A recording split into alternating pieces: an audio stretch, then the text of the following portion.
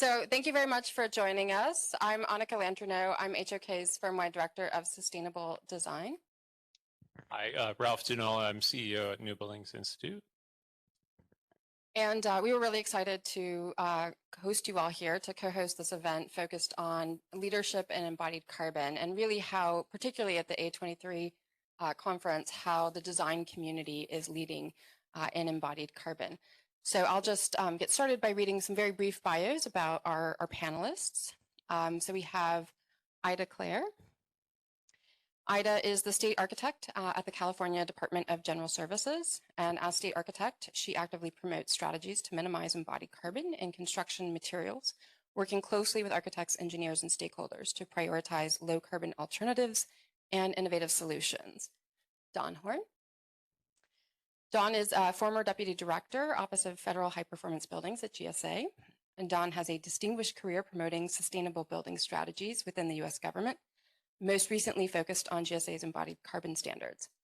Though Don recently launched his own private consultancy, he continues to generously share his vast knowledge for addressing embodied carbon across broad portfolios.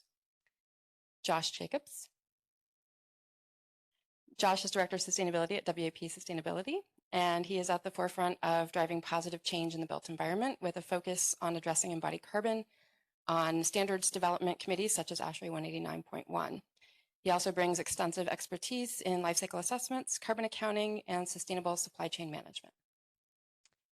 Webley Bowles, she's Associate Director of Codes and Policy at New Buildings Institute. She heads NBI's life cycle carbon research and develops policy strategies to support a carbon neutral future.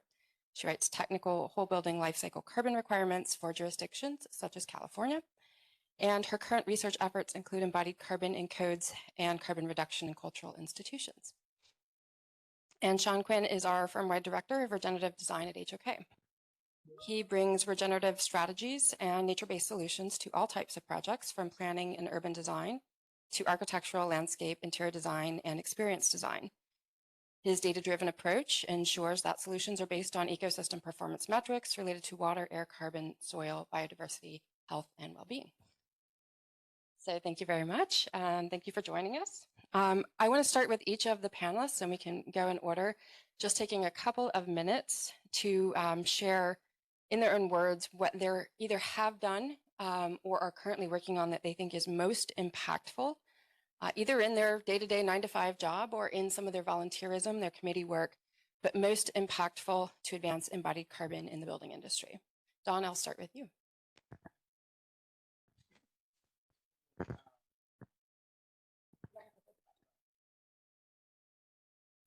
Great. So I guess most impactful thing has been introducing GSA to embodied carbon, really helping them to understand and get a good foothold into developing policies and standards and implementing everything that they've been carrying forward since then. So it's been a wild 2 years, 3 years that we've been doing that. So that's huge impact. The other thing that's ongoing now is my work with Standard 189.1, the standard for the design of high performance green buildings. And we're trying to put embodied carbon into that standard. We've had whole building life cycle assessment for a long time in there, but to put a specific requirement and working through the whole industry process is very challenging, but potential big impacts there as well.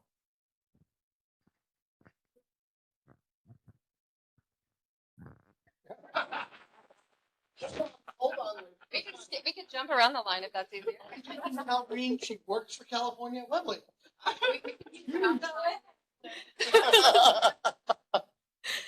So I'm Webley with New Buildings Institute. For the past couple years, been doing some research on embodied carbon and trying to see how we can include it in the building code. So where we are right now, we've been working with ASHRAE 189.1 and then also with IBC and other states and cities. I'll let Ida talk about our work that we're doing in California. But I think one of the most important things about the work that we've been doing, even if it hasn't been adopted yet, is that when people like Ida call, I'm able to say, yes, we have something that you can use. So we've done this research and we have something that can easily go into the building code. And we're going to soon be releasing code language. It's called the Embodied Carbon Building Code Overlay, and it includes building code language for 40 different products to reduce embodied carbon in those. So I will say that that's the thing I'm most proud of, and I'll let Ida take Calgreen because it's huge. Do you want to go next so you can take Calvin?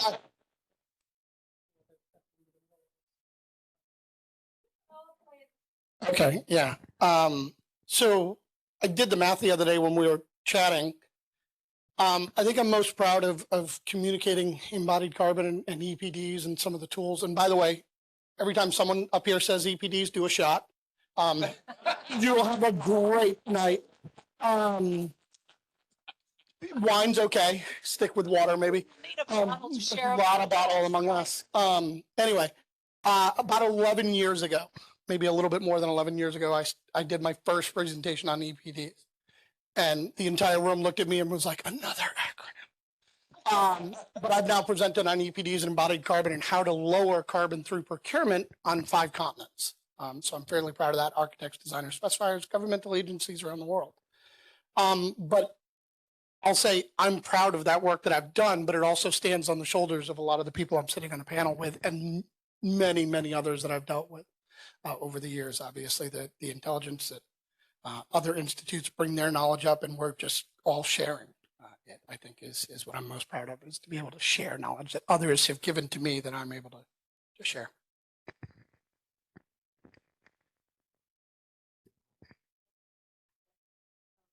Need one.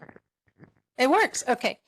So I am most proud of the Calgreen Carbon Reduction Collaborative. It's a mouthful. Again, we have an acronym for that, Josh. Because, you know, government's all about acronyms. No, actually, so about a year ago, you know, in partnership with AIA California, who assembled a great group of people together, I reached out to my counterpart at Building Standards Commission, and the work that we do at DSA has always been collaboratively driven with our schools, and it's yielded results. And I said, it's time we address embodied carbon. Let's get a collaborative together to work on Calgreen and improve Calgreen. And so many people were willing, and the Calgreen Carbon Reduction Collaborative is, I think, a living testament to the power of what we can do working with others. And so the embodied carbon regulations are almost over the threshold, and we'll have, get the terminology correct, the first statewide mandatory measure to address embodied carbon. Yeah, so, you know, when I say first, I have to clarify, statewide mandatory measure. Exactly. But what this means is that getting it into the code, while the measure is very modest, it's important that when government acts, they act purposefully, they act in collaboration with everyone else, and they set the stage to expand. And that we also educate. And that's why we have a great partner in our NGOs that we have involved, but also in AIA California, who has created a wealth of information for education, so that as we incrementally increase the embodied carbon, lower the threshold of the square footage and increase the targets, there's a lot more people able out there to do it, capitalize on federal funding for EPDs and expanding the material base that we have available that meets targets. And I think it's a moment that we need to capitalize. So the CCRC is what I'm proud of. And we couldn't do it, by the way. I'm going to give kudos to NBI, and including our Getting to Zero cohort that we did prior to that. I mean, huge. So thank you. All right.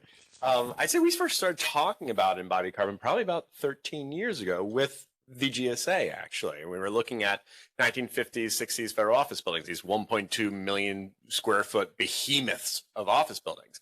Do you tear it down and build something more intelligent new, or do you retrofit them creatively? And I think that was sort of when we really began talking first about that topic, that really there's 50% or more savings to be had by preserving and adapting that structure. Over the course of the past 5 years, we've really begun to integrate that life cycle assessment and creative design towards embodied carbon into projects. I think I'm lucky because I'm the only person here that doesn't have slides, but I have a wall of images around me. So I can point to SeaTac Airport Concourse to Annex, which is where I'd say we start with our pilot projects. The small projects that allow us to demonstrate how do we incorporate heavy timber onto projects in an assembly environment against all fire life safety codes, go through the variances, go through the deep analyses and studies that prove how it will meet code, ensure safety, but also demonstrate the reduction it will have and the benefit it has in creating a space and an environment that ties the embodied carbon with an amenity and a healthy effect as you move through the space. And then the thoughtful approach is how do we take that up to scale? Salt Lake City Airport, 2.4 million square feet and growing. So from 30,000 to 2.4 million. And that's where the really thoughtful actions of our structural engineering team, who's circled around here, and I'll call out a bit more throughout this, have really been involved to not only ensure that we're including the right specifications, that start trying to figure out how to set those limits into projects, that start having a magnitude of impact, but also looking at how do we creatively take the demolition of the tarmac throughout the deconstruction of the airport and reutilize that into the aggregate makeup, into the apron areas of the airfield. So how do we, again, look to reuse materials as much as possible? So we view embodied carbon really as this sort of three-pronged approach. How do we creatively design with it? How do we bring those pilots up to scale? And how do we continually look for new ways to repurpose and measure the impact that we'll have? This is a question for any of the panelists, and I want to ask if since we're talking about leadership, and we'll come around to codes again in a minute, but are there any sectors, building types, or materials that you see stand out for voluntary action, people who have been early adopters of leadership and embodied carbon?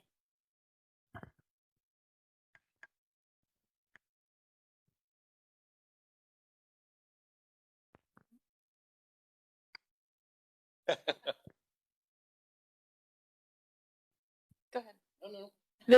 Okay.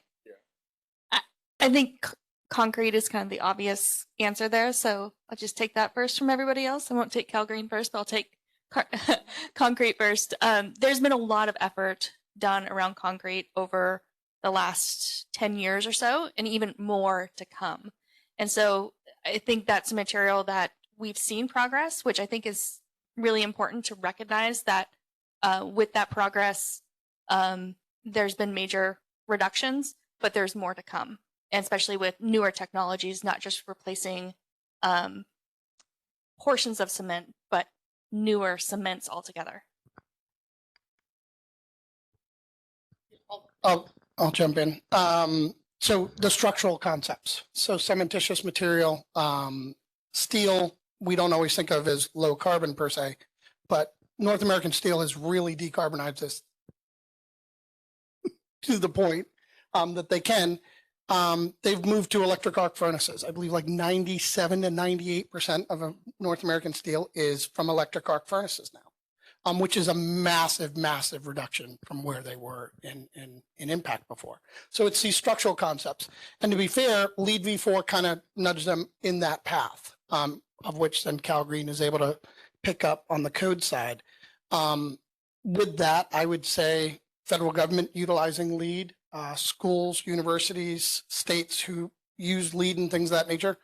I'm not intending to do a USGBC ad here at all, but organizations, V4.1, the change in EPD language, it's actually the most substituted credit in V4 now is the new EPD language in V4.1. So anyone who's doing LEED seems to be utilizing the EPDs to at least collect them. Don't know if they're all making decisions based off of that.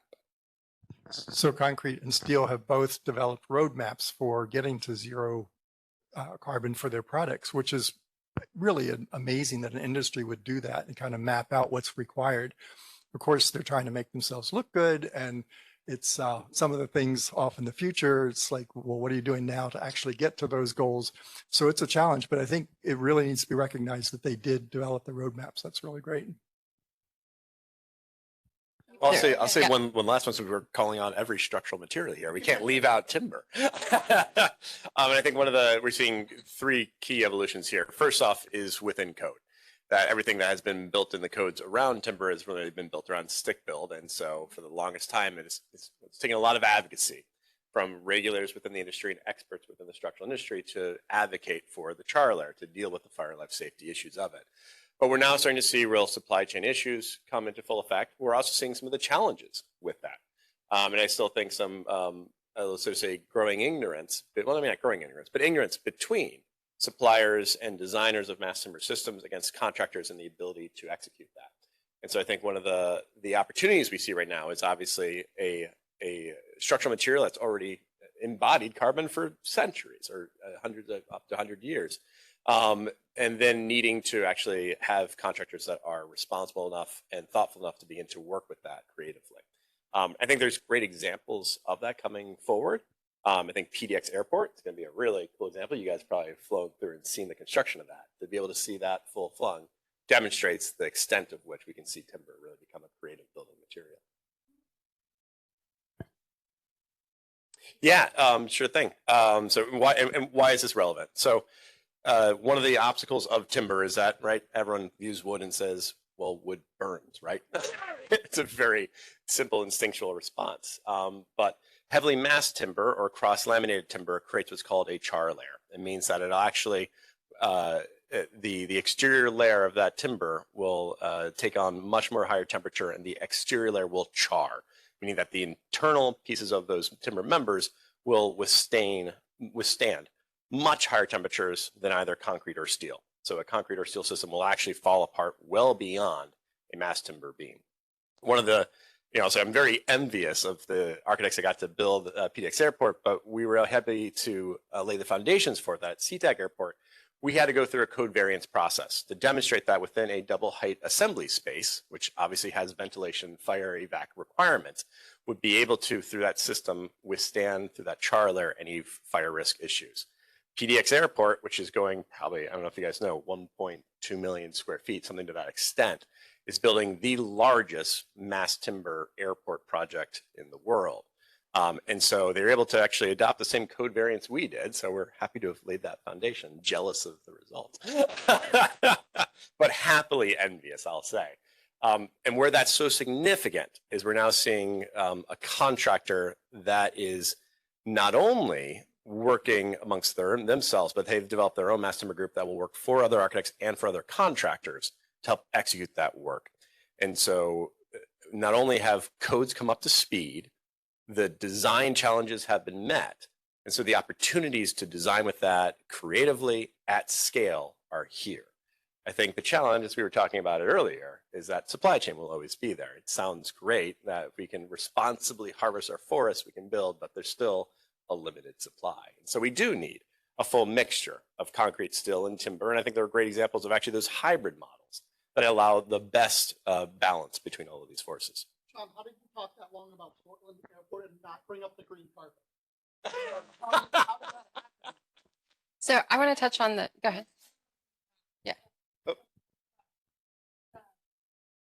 Story in PDX is that there's a story with wood. And so if you go to flypdx.com, you can learn about every piece of wood that goes into this project. It's kind of ridiculous, but you can't really do that with many other products. So they've done a really great job of trying to purchase as sustainable wood as possible. They can't get all FSC, but they're looking at tribally harvest wood as well.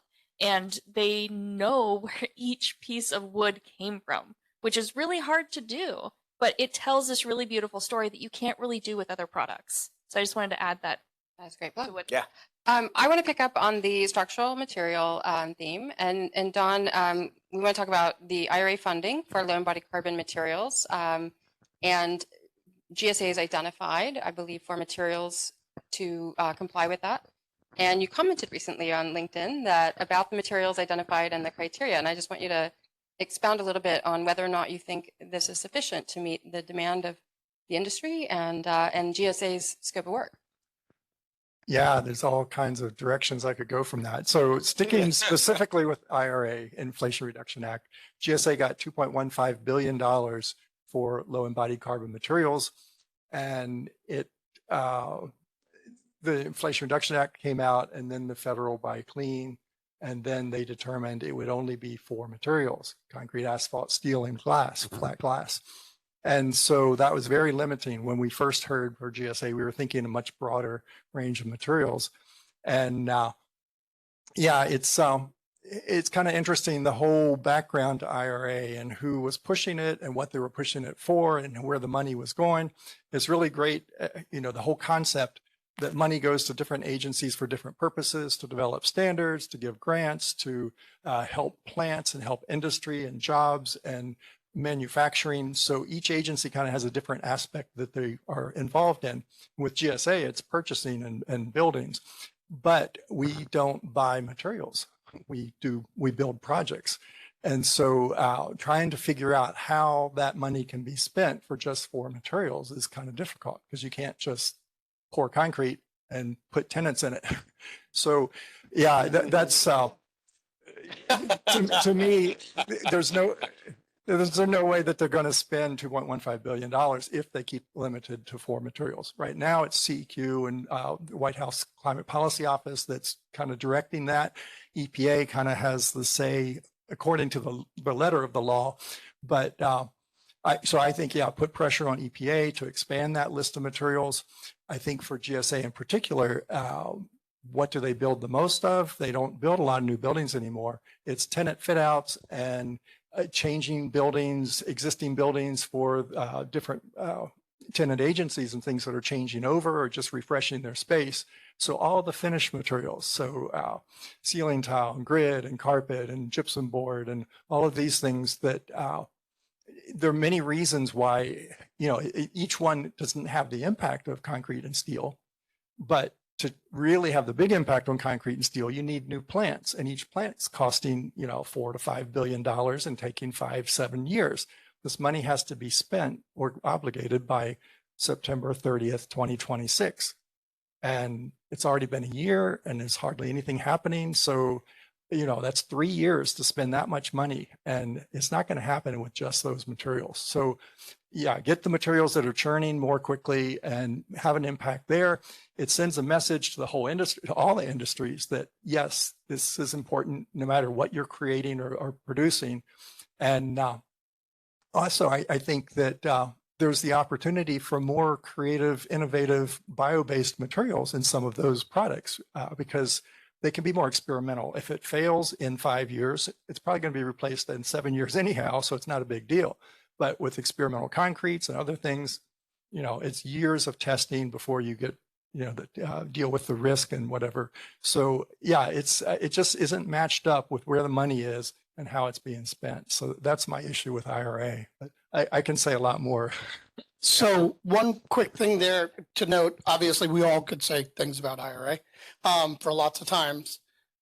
To be fair to Don's point, though, is yes, the Inflation Reduction Act with their $2.15 billion, and hopefully they expand. CQ and EPA allows them to start expanding beyond. But the fixtures and fit outs have actually done a really good job of getting EPDs. That's the second or third shot, by the way. Six. Okay, she's counting. Webley's counting. Person in the back passed out. No, so they have done a really good job. So there's lots of paints out there that have EPDs. Most flooring companies have multitudes of EPDs. The chairs you're sitting, the chairs you're sitting on, you know what I mean? Different things like that. These things have really come a long way. Gypsum, again, ceiling tiles, almost everything that got mentioned. So hopefully it can move. Additionally, I don't know if anyone else is allowed to say it, but I'll say it. Thank you to the legislatures for the Inflation Reduction Act, but that timeline, it was wrong. It was flipped. They gave EPA $350 million, 250 and 100, and we can break all that down, and gave them 10 years to figure out what they were supposed to spend it on and to put EPDs in the marketplace, and then only gave GSA, Federal Highway, FEMA 5 years to spend this $6 billion. So it's a massive, it was flipped incorrectly. We can't go backwards, but that would have been great if they could. So let's move down to the state of California. So we've talked about federal legislation and spending, and I'd talk a little bit about what has been proposed for Cal Green, and you just had a public comment period. So what's in it, and what was the response you got in the public comment period? Sit on. Okay. So our regulatory process occurs every 18 months. And so what we're in right now is what we call the 2022 intervening code cycle, which is supposed to be low-key correcting stuff that, we didn't get right 18 months ago, fine-tuning. And no, instead what we do is carbon reduction. And everyone's like, what? And it's like, well, the reality is that there's no time to waste, right? And so the need is there.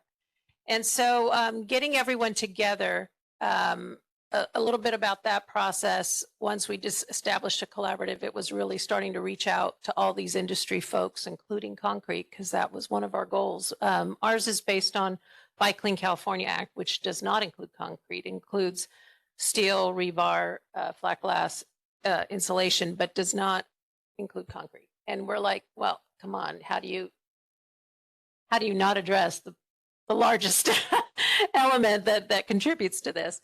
So bringing the concrete folks in, and they really worked with us when we were trying to address how are we going to address the GWP limits of concrete, and gave us a formula and worked on that. Really, they were very gracious. But I think a big part of it is that when we got everyone together, we created a charter.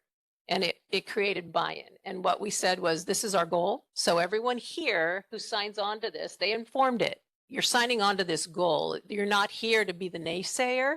You're here to sign on this goal. So we're all going towards this. We'll listen to everyone. We'll respect everyone's opinion. But somewhere we got to get to this goal. And everyone listened except one group, which remain nameless. But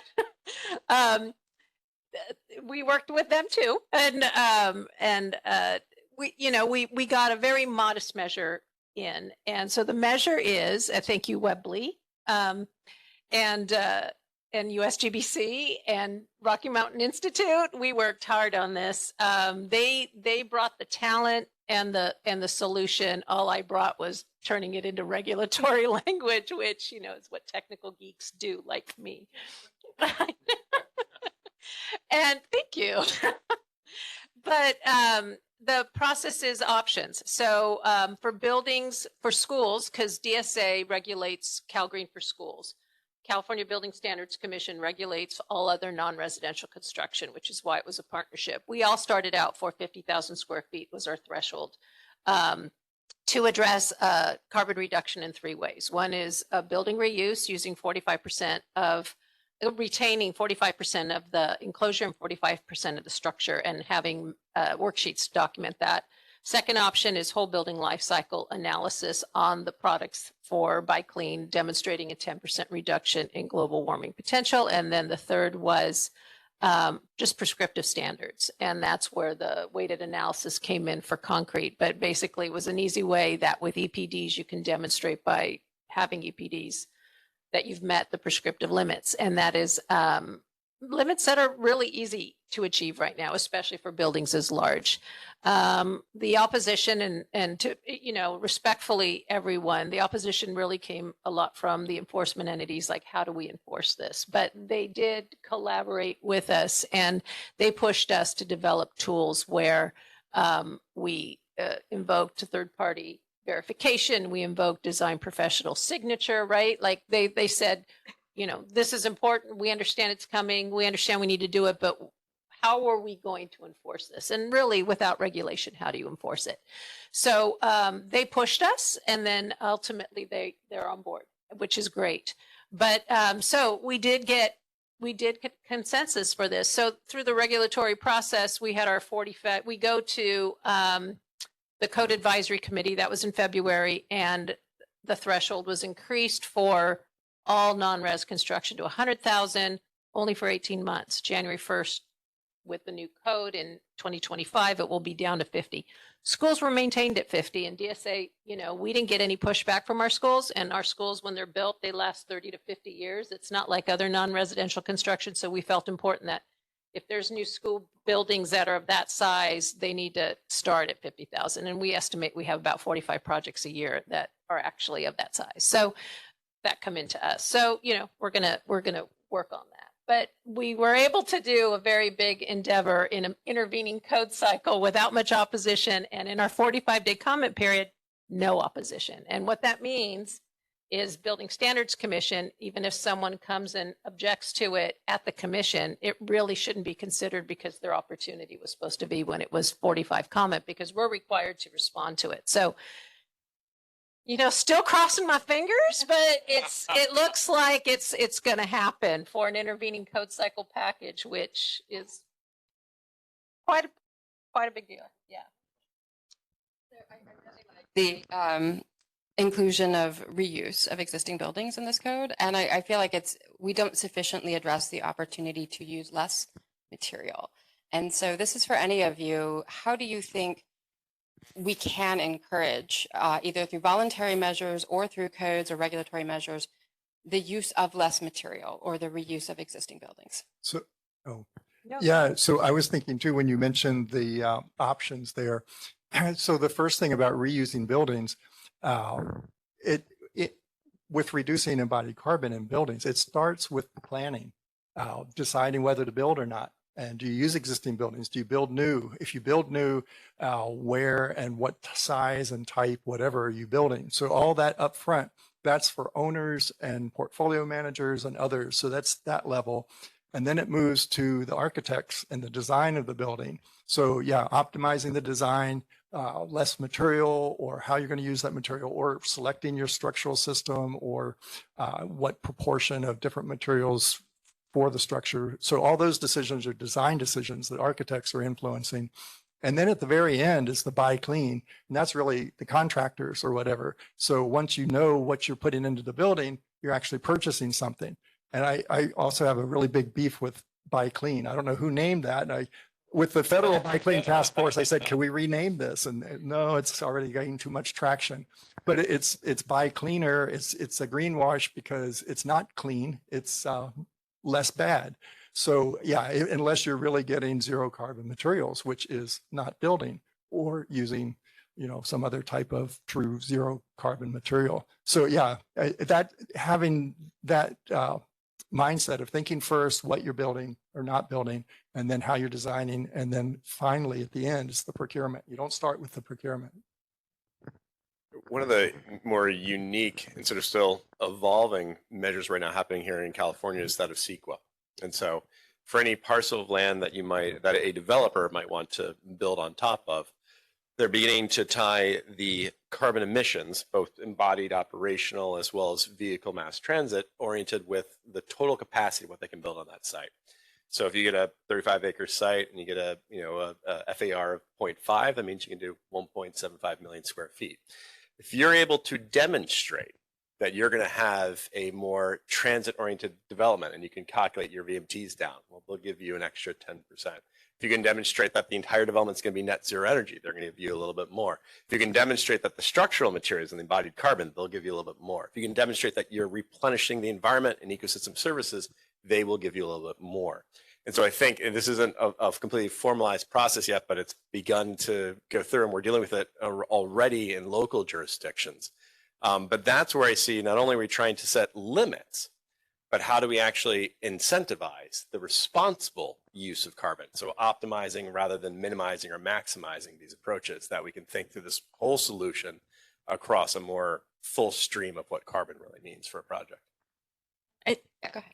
I think it's also important to talk about the supply. So we know we have buildings to reuse. That's the easy thing, right? Like a lot of them around here are probably vacant too, right? But we also need to look at the materials in buildings that are being deconstructed and how those can be reused. So looking at deconstruction policies. So in Portland, where I'm from, Portland, Oregon, we have a deconstruction policy for residential homes. Of those homes, only 13% of what would have been waste is actually recovered. So there's a lot that is waste, but 13%, it might seem like a small amount, but that's 13% that's not going to the landfill. That's 13% that can be used elsewhere. And that's 13% that is actually making money for the person that did the deconstruction and the person that is installing it in the new building. So it's that circularity is really important to look at what are our sources. How do we make sure that the sources of materials that we are collecting are actually healthy? Like, we don't want to use unhealthy wood products and put them into a newer building, right? So I think looking at different policies where we can make sure that we have this this stream and this constant supply of materials, but also having either a public or private way to store those materials, because that is one reason why materials get thrown away. I know in Berkeley there's a really great product reuse place. We have one in Portland too, and those sorts of retail stores can really help create that market for it. So at DSA, in addressing our schools, we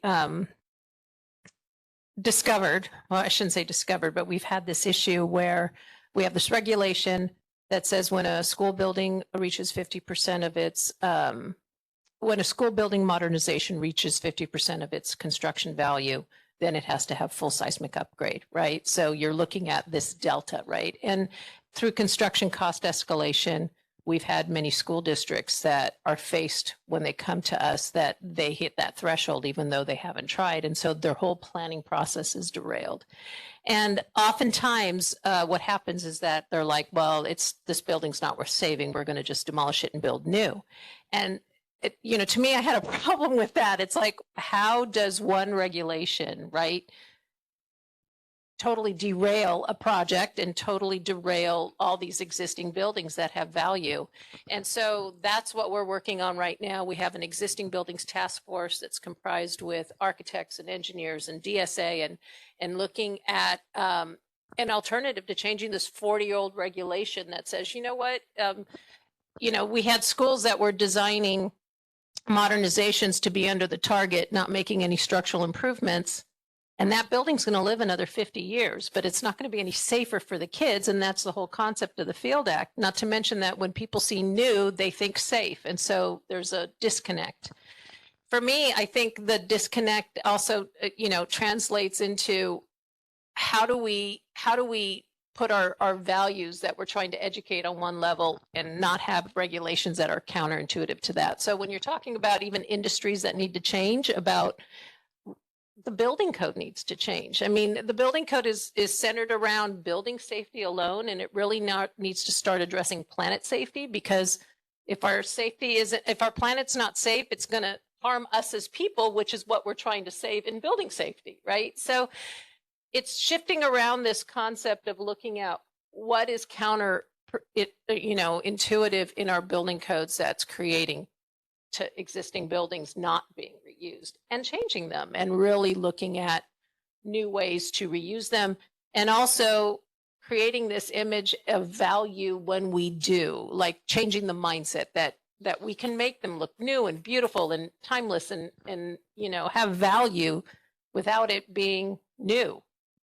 I'm really glad you brought that up. I was on a blue ribbon panel for AIA a few years ago where we talked about future building codes and the definition of HSW and how it really needed an update, a refresh to encompass ideas of equity and health beyond typical life safety and health ideas and climate and resilience. And those things aren't really picked up in the building code right now. And so I would love for you guys to talk about what you think is the interdependence between embodied carbon and either the current definition of HSW or where you think HSW really needs to go.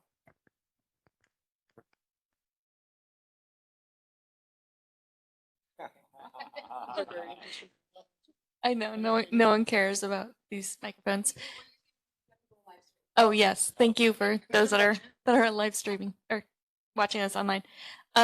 There's a really important connection between materials and communities. So I live less than half a mile from a place where asphalt shingles are made, and I have asthma, I have other health issues, and there's that statement that your zip code has more to do with your health than your genetic code. And I can say that's 100% true.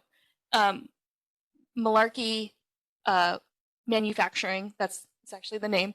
Josh is like, what? Totally not made up. Malarkey Shingles is a company that has been fined the most by Oregon DEQ because of their emissions. And so there's this industry that is very, very close to a residential neighborhood, and it's a lower income neighborhood as well. And this is where the connection between the emissions from our products really intersect with the communities, and we need to make sure that we are improving industry because as cities grow, we're going to have more and more communities that are closer and closer to industry.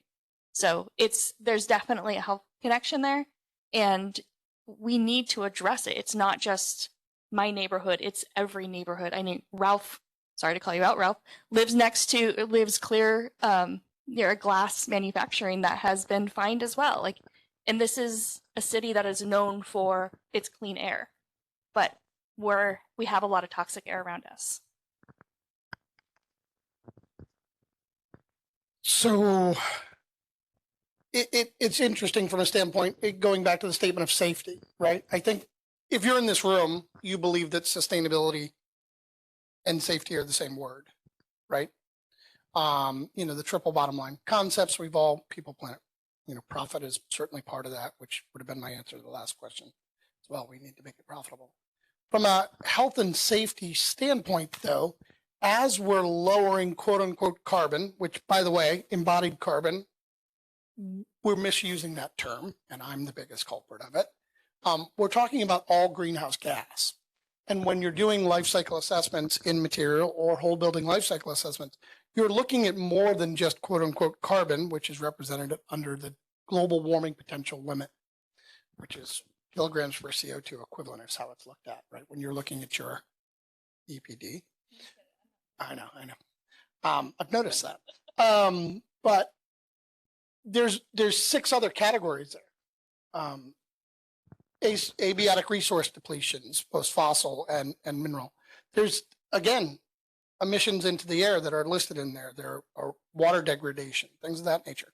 So as we're looking at, these tools to inform us about good choices for low carbon materials, there's other information in there that directly impacts health and human safety. So it's again, I never liked that sustainability isn't thought of as a safety term. Of course it is, but we are using tools already that have that information in it.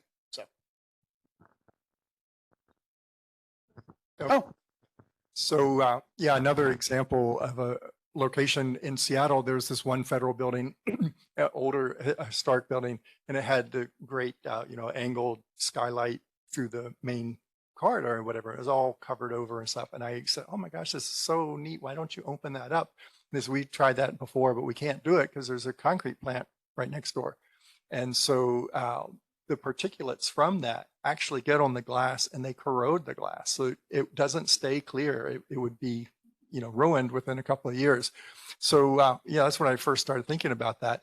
But any of these structure, the 4 materials that were mentioned, concrete, asphalt, glass, and steel, they're all highly processed, take a lot of energy, a lot of 24/7 operations to run these plants. And so all that fuel, all that what is now mostly fossil fuel burning to make those. So anything to cut back on that is going to really have a real big impact on health of the whole community and occupants and stuff.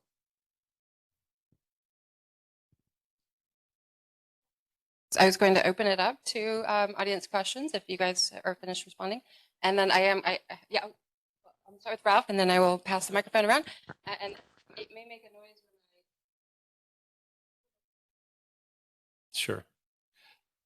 So I want to raise a question, which, because I have a background in historic preservation, I really believe in existing building reuse and historic building reuse. And Ida brought up a point, which what I'd love to hear from the panel is when we think about building reuse, there's this notion of avoided impacts. And so avoided emissions in policy, because when you reuse a building, we know that you're avoiding those emissions. How do you calculate that?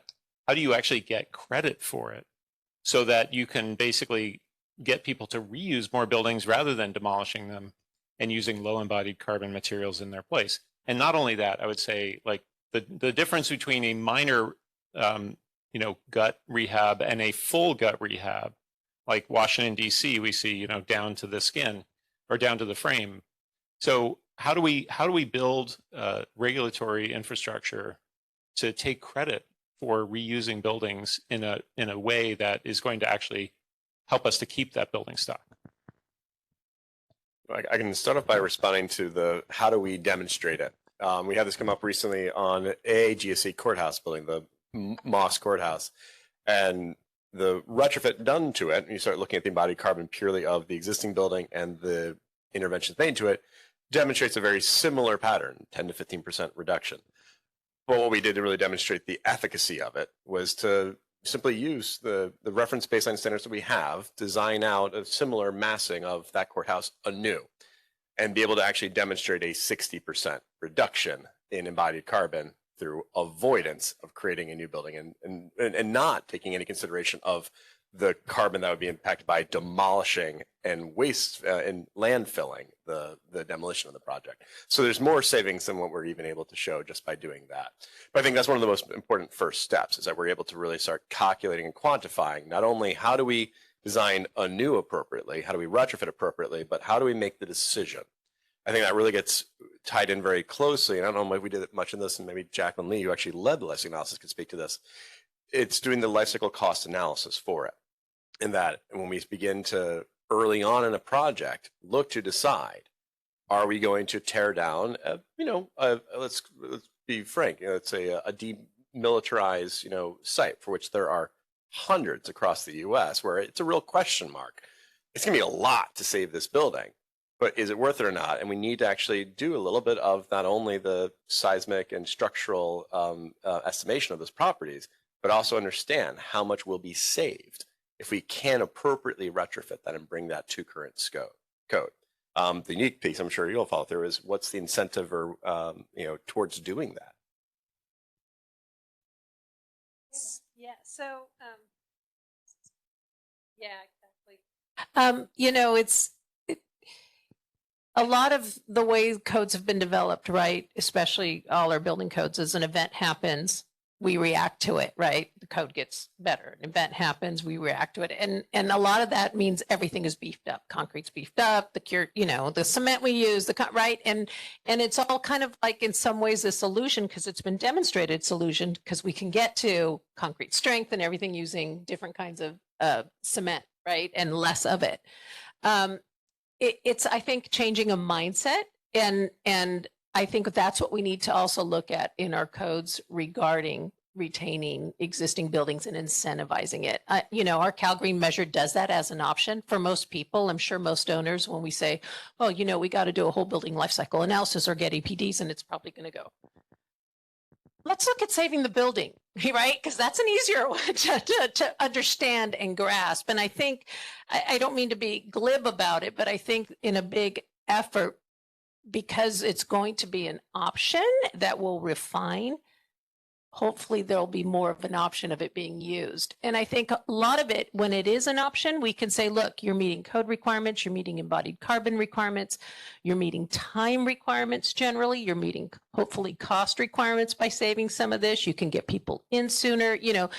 There's a lot of objectives that we can get to. Now, when it comes to quantifying how much we're saving, I don't know that there's a place in code for that, but I think there is a place in policy for that, because it feeds the message and it provides the data. And I'm not sure how to get that complementary balance, because trying to get individuals to document just, what we ask them to document in the code is difficult, more so than even then going the extra step to document it. But it is important, because that data feeds the belief, the generation of getting it advanced, right? Demonstrated results. And then So I don't have a good answer, but hopefully, right? And then putting a price on the carbon. If you're starting to calculate in the shadow price of carbon, as Canada does or others, then you start to see the value. Yeah, what does it cost to renovate versus to build new? And so, yeah, when you're not building an entire new building, it's always going to be less. And so even with the Moss Courthouse, with new seismic walls and everything else inside, it's a substantial renovation project, but it's less than building a new building totally. So when there's a dollar value associated with that, then it really makes a difference. And then ultimately for historic buildings, if we could really get back to somehow valuing cultural significance and what that means to a community and people and other things, which we never come to figure out after years and years and years in the preservation community.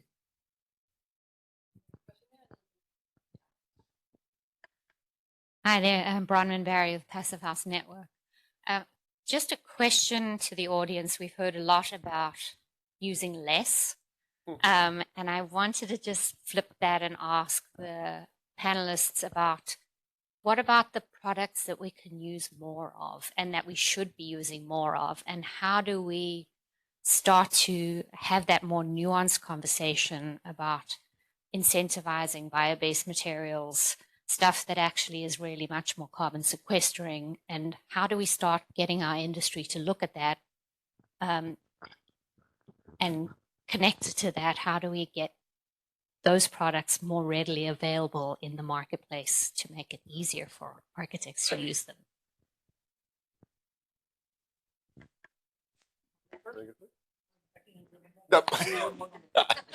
I'll go ahead and get off.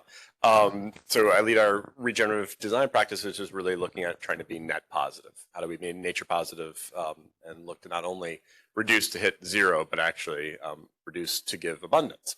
And so we both need to be thoughtful in terms of how do we optimize our structural systems. So I think you make a very good point. What are the new emerging materials to the market?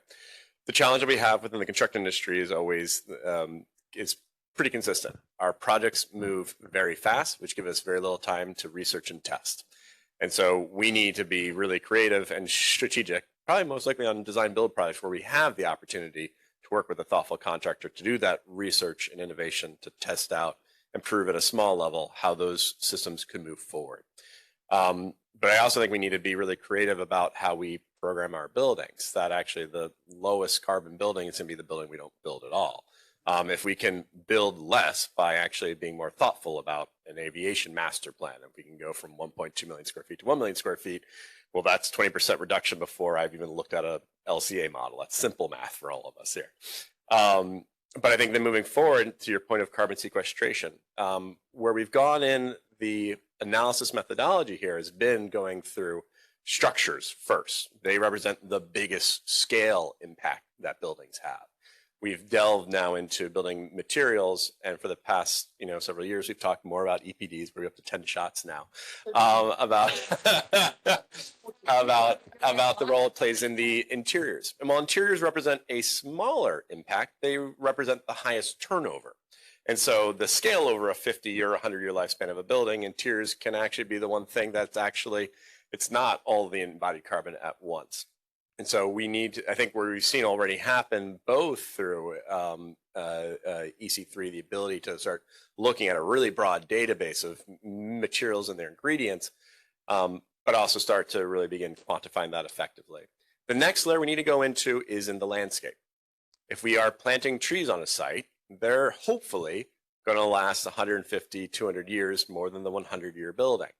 And that's where the embodied carbon that goes into the initial installment of a building is static. The tree continues to sequester carbon long term. And so we've just started doing validation of our work at the Stanford Center for Academic Medicine, where we've repurposed a parking lot and brought the arboretum into the actual manifold of the building site.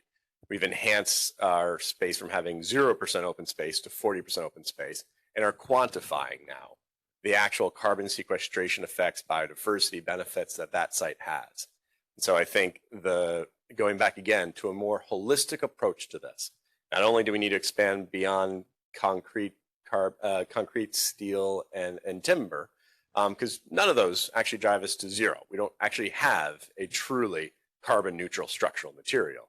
We need to start thinking about the right materials that are living or bio-based that are going to withstand the stresses, the environmental forces, and still guarantee life safety. And that's going to take us time. That's why we have the SE 2050 and maybe not the SE 2030. We don't know what a true carbon neutral building looks like yet. And so I think it is that full layering effect at every level that we get to it. Yeah. I know we have another question. So my simple answer to this, which is not a simple question, is we need to start thinking total carbon as opposed to operational is one carbon, embodies another carbon, and well, you got to save one, but how are you? Oh, but someone's dealing with this and someone's dealing with that. If we started actually, and we're starting to do some pilots around calculating total carbon now that we have a American realistic carbon dollar value in our, as opposed to $16 during previous, which was ridiculous. We are actually doing those calculations to say, okay, is the third pane better or is a different type of insulation better? Well, in certain instances, you get a plus dollar value versus a negative dollar value and things of that nature. So total carbon is the answer.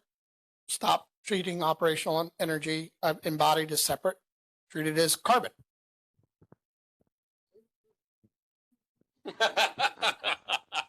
I'm an architect that works with existing buildings quite a bit, as well as new buildings, but I think a lot of architects also know the challenges of working with existing buildings as well, which makes me think about also new buildings that are going to become existing buildings in future and how that is being considered in terms of, for example, the building systems. That's mainly where the problem becomes a huge mess when you're working with existing buildings, that you have to modify the structure or rip apart a lot of things just to be able to renew those systems again.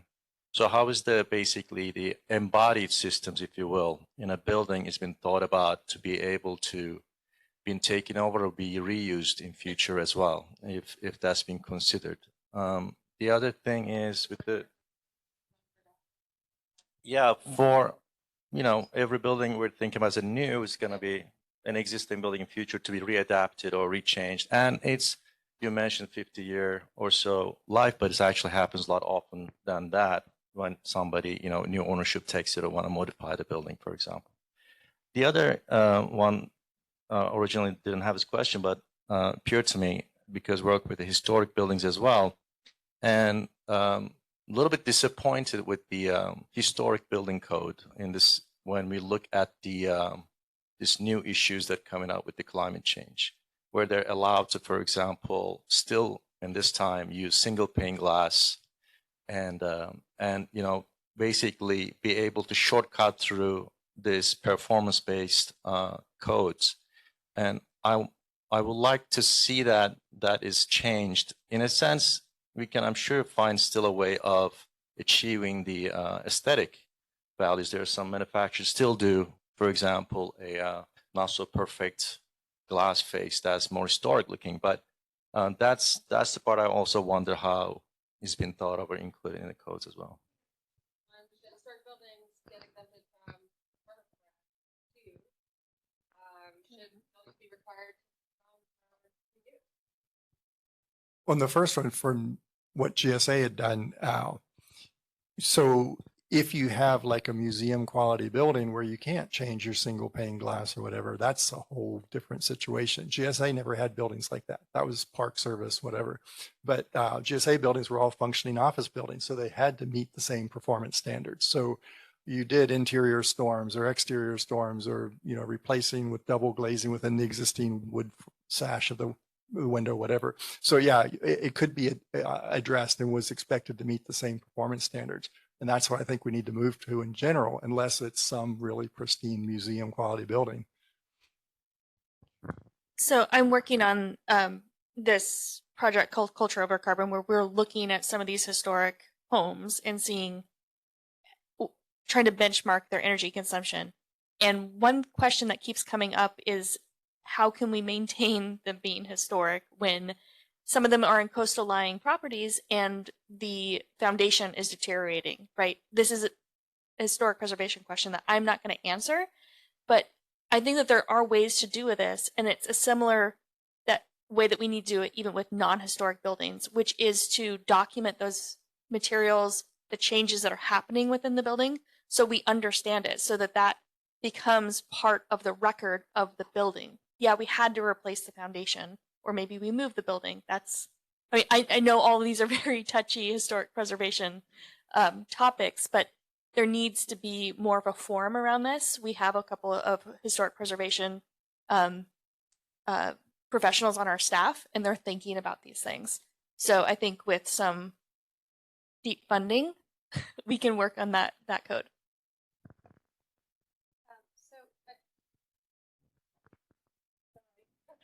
I think also it's really understanding having adaptability in the historical building code, which my office also writes for California, is understanding that you're looking at components and their historicity, the historicity of the components, not the historicity of the building itself.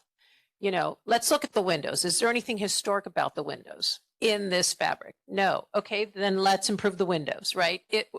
So breaking it down instead of just giving a hall pass. That's essentially the way our historical building code should be working, is looking at it component. It has to have whatever it is that you're altering has to not comply. You have to look at the components and determine the historicity of the component. So is the way the windows are constructed, is it integral to the historicity of the building? And if not, you know, and that's what I think is probably,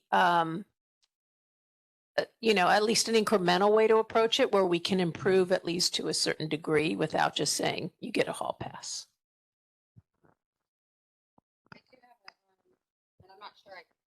I'm not sure I can phrase this question if I'm reading it properly, but it's a question about addressing bringing existing building stock to current performance standards. A lot of jurisdictions have adopted performance standards, and reuse as a decarbonization strategy is undeniably beneficial. But is this being used as an excuse to do less with the envelope? A lot of existing buildings don't have well-performing envelopes. And then, you know, we're reusing a building. Is there a trade-off there? You know, I get a pass maybe on something because I'm reusing the building and I'm not bringing the building envelope up to par. So how do we close this gap and make sure that we're not leaving, I guess, existing buildings with underperforming envelopes in place?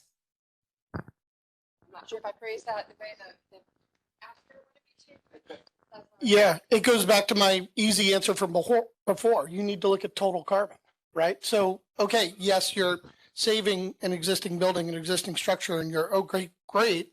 But is it going to penalize you when you go to the operation side? We keep treating these things as separate, and it's not. Carbon's carbon. Or the greenhouse gas is the greenhouse gas. Whether it comes later, now you can get into the whole, well, later on we're going to have a greener grid. Great, we can have that conversation over more shops. But like, again, we need to stop talking about them separately and talk about a continuous line. So I know there's a lot of events. I don't want to pull if people want to go have to get going, and maybe we can say we still have some room for food. If anybody wants to come up and ask a